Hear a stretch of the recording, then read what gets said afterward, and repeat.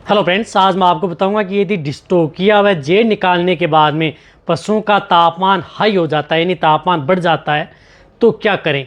क्योंकि बहुत इस तरह के जो फील्ड में केस देखने को मिलते हैं और नए वेटरनरियन हैं उनके लिए तो जैसे पशुओं का टेम्परेचर जैसे डिस्टोकिया हुआ या जेड निकाली उसके बाद में पशु का बहुत ही हाई टेम्परेचर हो जाता है तो उस स्थिति में नए वेटरनरियन घबरा जाते हैं कि अब क्या करें। क्योंकि जब उसका टेम्परेचर लेते हैं तो कई बार बहुत हाई बताता है 106, 107, 8, 108 डिग्री फ़ारेनहाइट तक भी कई बार पशुओं का टेम्परेचर चला जाता है। कौन सी स्थिति में? जब या तो डिस्टोकिया का केस हो, यदि उसके अंदर बच्चा फंसा हुआ है और यदि आपने उसको हाथ से निकाला है, बहुत समय लगा है, यानी पशु भी उससे तंग हुआ है तो ये होता है। और कई बात यदि पशु में यदि जेर नहीं गिरी है, जेर यदि प्लेसेंटा यदि पशु ने नहीं डाली है, उस स्थिति में यदि आप किसी जो वेटरनरियन से यदि आप जेर हाथ से निकलाते हैं या कई इस तरह के पशुपालक वो खुद हाथ से निकालने की कोशिश करते हैं तब इस तरह की दिक्कतें पशु में देखने को मिलती हैं। तो ये दिक्कतें पशु में जब उसमें इन्फेक्शन हो जाता है, डिस्टोकिया का केस में भी पशु में इन्फेक्शन होता है, उसकी वजह से पशुओं का टेम्परेचर बहुत हाई हो जाता है। जेर निकालने के बाद में भी कई बार पशु में बहुत ही हाई टेम्परेचर हो जाता है। तो उस स्थिति में क्या करना चाहिए, क्या सावधानी रखनी चाहिए, पूरी डिटेल से आपको बताया जाएगा। किस तरह का ट्रीटमेंट करके आप उस पशु को ठीक कर सकते हैं। बहुत ही ज़्यादा आपको इतना हाई ट्रीटमेंट भी नहीं करना। यदि आप सही तरीके से यदि आपने ट्रीटमेंट कर दिया नॉर्मल तरीके से तो पशु एकदम ठीक हो सकता है, बट आपको कुछ सावधानी आपको रखनी होंगी। देखो, जब भी यदि पशुओं में इस तरह की दिक्कत होती है, मेन कारण है उसमें इन्फेक्शन। यदि इन्फेक्शन के बिना पशुओं का टेम्परेचर बढ़ नहीं पाता। ऐसा तो है नहीं कि यदि आपने डिस्टोकिया किया या जेर यदि हाथ से निकाली है उसके बाद में टेम्परेचर बढ़ा है तो ये ज़रूरी नहीं कि उसमें प्रोटोजोआ कोई इन्फेक्शन हुआ है। बहुत कम केस ऐसे देखने को मिलते हैं कि उसमें प्रोटोजोआ जनित यदि कोई इन्फेक्शन हो जाता है तो उसकी ब्लड में यदि कोई दिक्कत है तो पशुओं का टेम्परेचर बहुत हाई हो जाता है तो उसका लेवल अलग होता है, उसके सिम्टम्स भी आपको अलग ही देखने को मिलते हैं। इस तरह के केस में आपके पशुओं में टेम्परेचर हाई हो जाता है, पशु सुस्त हो जाता है, खाना पीना नहीं करता है, जुगाली नहीं कर पाता है। जैसे यदि आप पशुओं पर हाथ रखते हैं तो उसमें पशुओं का जो तापमान है बहुत ही हाई आपको देखने को मिल जाता है। और जब भी यदि पशुओं का टेम्परेचर हाई होता है तो पशुओं की आंखों से पानी आना, आंखें लाल होना, इस तरह की दिक्कत हो जाती हैं। तो सबसे पहले आप उसका टेम्परेचर तो नोट यदि आपने कर लिया, टेम्परेचर हाई मिला, उस स्थिति में कभी भी एक तो आपको ये ध्यान में रखना चाहिए कि जब भी यदि आप पशुओं की जेर सावधानी बता रहा हूँ, जेर निकलवाई या डिस्टोकिया का केस यदि आपने हल किया है तो उस स्थिति में कभी भी पशु को जो मोटा अनाज है वह बिल्कुल भी ना दिलाएं, जिसके अंदर कार्बोहाइड्रेट, स्टार्च, अदर जो है मोटे अनाज में कोई सा भी हो सकता है, गेहूँ है, बाजरा है, मक्का है, अदर जो है वह अनाज बिल्कुल भी उस स्थिति में पशु को नहीं दिलाना चाहिए। यदि हाथ से जेर निकाली हो या डिस्टोकिया का केस यदि आपने हल किया हो, उस स्थिति में भी पशु में बहुत ज़्यादा चांस होते हैं उससे इन्फेक्शन होने के और फूड पॉइजनिंग के केस बनने के। तो वह आप सावधानी ज़रूर रखें। और जब भी यदि पशुओं में इस तरह की यदि दिक्कत हो जाती है तो साथ में आप अच्छी एंटीबायोटिक्स, हाथ में ग्लव्स सही तरीके से आपको इस्तेमाल करना है। जिस तरह से बहुत सी वीडियो बनी हुई है किस तरह से आपका जेर निकालनी चाहिए, उसके साथ आप कौन सी दवा देनी चाहिए जिससे कि पशु में किसी भी तरह का इन्फेक्शन होने से बचे। ये तो है कि जब इन्फेक्शन हो चुका है तो उस स्थिति में पशुओं को क्या करें ताकि पशु जल्दी रिकवरी ले। टेम्परेचर हाई हो गया, टेम्परेचर जब हाई हो जाता है तो उस स्थिति में आपको उनमें इंजेक्शन लगवाना चाहिए नीमोस्लाइड एंड पैरासीटामोल।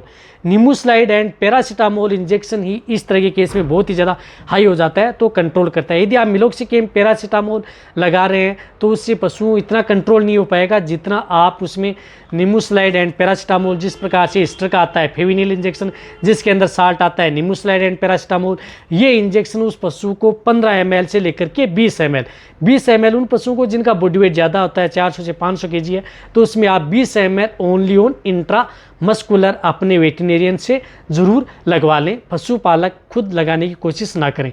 तो ये 15 से जिनका बॉडी वेट कम है 15 ml आप इस इंजेक्शन को, ये इंजेक्शन क्या करता है कि पशुओं का जो टेम्परेचर है वह तोड़ने का काम करता है, टेम्परेचर को बहुत लो करने का काम करता है। जो पहले टेम्परेचर था पशुओं का नॉर्मल 101 से 102 डिग्री फ़ारेनहाइट में लाने का काम करता है।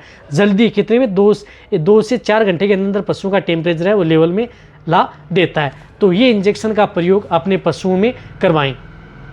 इसी के साथ साथ आपको एंटीबायोटिक, अब एंटीबायोटिक में आपको इस तरह की एंटीबायोटिक लेनी है, आपको बहुत ही ज़्यादा हाई एंटीबायोटिक इस तरह के केस में प्रयोग नहीं करनी है, जैसे हाई का सेफ्ट्रीजोन सल्बाक्टम, टेजोबेक्टम, अदर एमोक्सिलम सल्बाक्टम, टेजोबेक्टम, इस तरह के एंटीबायोटिक को आप प्रयोग न करें।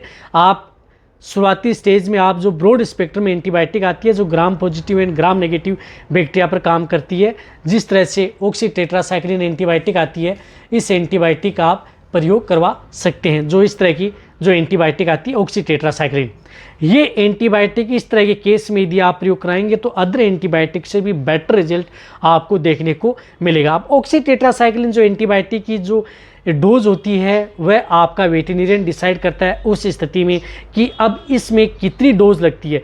फिर भी यदि जो लार्ज एनिमल्स हैं उनमें 15 से 20 ml इंट्रामस्कुलर, ओनली इस स्थिति में इंट्रामस्कुलर ही जो एंटीबायोटिक है ये आप उस पशु में प्रयोग करवानी है। कई बार इस तरह की दिक्कत हो जाती है कि इसमें डोज बढ़ाई भी जा सकती है, लेकिन वह वेटेरिनेरियन ही डिसाइड करता है कि इसकी डोज कितनी बढ़ाई जाती है, 30 ml देनी है, 40 ml देनी है। लेकिन जो नए वेटेरिनेरियन है उनके लिए बता रहा हूँ कि 15 से 20 ml इस तरह की डोज इसकी दी जाती है। बहुत अच्छा रोल ये निभाती है ये एंटीबायोटिक। ये किसी भी तरह के जो इन्फेक्शन हुआ है डिस्टोगिया टोर्सन की वजह से उसको कंट्रोल करने का ये काम करती है। खैर ना कि नॉर्मल ट्रीटमेंट से आप इस तरह के पशुओं को ठीक कर सकते हैं।